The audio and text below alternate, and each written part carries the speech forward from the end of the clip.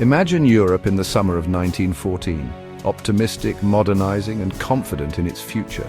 New inventions like telephones and motorcars dazzled the public, and empires spanned continents. But beneath this golden age, tensions simmered. The world was about to be plunged into the Great War, a conflict so vast it would shatter old empires and redraw the map. Four mighty empires, the German, Austro-Hungarian, Ottoman, and Russian, would collapse. New nations would rise, and the United States would emerge as a global power.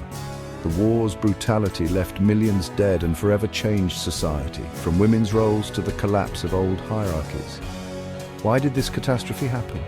It wasn't a single event or nation, but a build-up of pressures, ambition, fear, pride, and misunderstanding.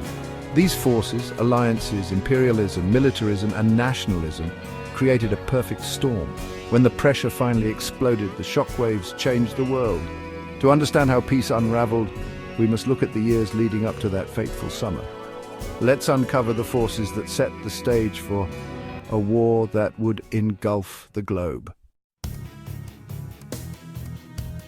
Historians use the acronym MAIN, militarism, alliances, imperialism, nationalism, to explain the war's roots. Militarism, European powers raced to build armies and navies, each seeing the other as a threat. Alliances, Europe became a web of military pacts. The Triple Entente, France, Russia, Britain, and the Triple Alliance, Germany, Austria, Hungary, Italy.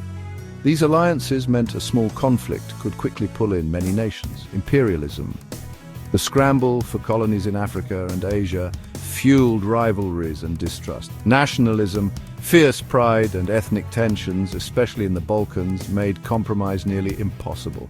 In France, resentment over lost territory simmered. In Germany, new power bred ambition. In the Balkans, groups like the Serbs dreamed of independence, threatening empires. This volatile mix made Europe a powder keg. Any spark could ignite a continent-wide war. The stage was set for disaster.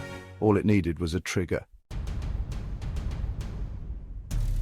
The spark came on June 28, 1914, in Sarajevo. Archduke Franz Ferdinand, heir to Austria-Hungary, was assassinated by Gavrilo Princip, a Bosnian Serb nationalist. The Archduke's visit angered many Serbs who resented Austrian rule.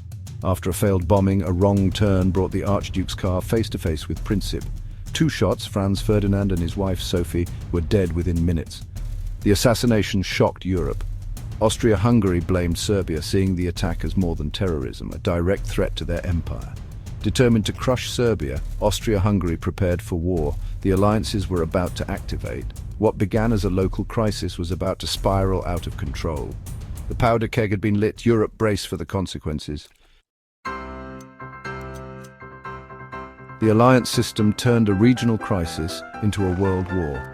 Austria-Hungary issued Serbia a harsh ultimatum, expecting rejection. Backed by Germany's blank check of support, Austria-Hungary declared war on Serbia. Russia, protector of the Serbs, mobilized its army. Germany, fearing encirclement, declared war on Russia, then France. Germany's war plan required invading France through neutral Belgium. Britain, bound by treaty to protect Belgium, demanded Germany withdraw. Germany refused, dismissing the treaty as a scrap of paper. Britain declared war on Germany. In just over a month, all the great powers were at war. The dominoes had fallen, one after another. A local assassination had triggered a global catastrophe. The world was now at war. The war's outbreak was a chain of blunders and false assumptions. Leaders believed the war would be short and glorious, over by Christmas. They underestimated new weapons and the horrors of trench warfare. Diplomacy failed. Ultimatums and threats replaced real negotiation. Each nation misread the others. Germany thought Britain would stay out. Austria-Hungary doubted Russia's resolve. Russia expected Austria-Hungary to back down. Military plans like Germany's Schlieffen Plan left no room for pause or diplomacy. The rush to mobilize forced hasty decisions. Rigid thinking and national pride blinded leaders to the disaster ahead.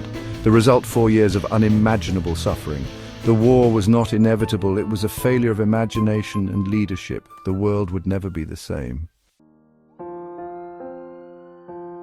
Why did World War I happen? It was a perfect storm. Imperial rivalries, militarism, nationalism, and rigid alliances. The assassination was just the spark. The real causes ran deeper.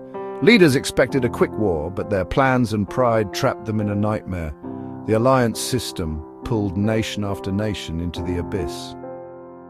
A local crisis became a global tragedy. The lesson peace is fragile and small events can have massive consequences. The forces that led to 1914, rivalries, arms races, nationalism, still exist today. History warns us clear communication and diplomacy are vital. The Great War is a monument to failed leadership and the cost of pride. By understanding its causes, we honor those who suffered and help prevent future catastrophes. The lessons of 1914 remain urgent and relevant even now.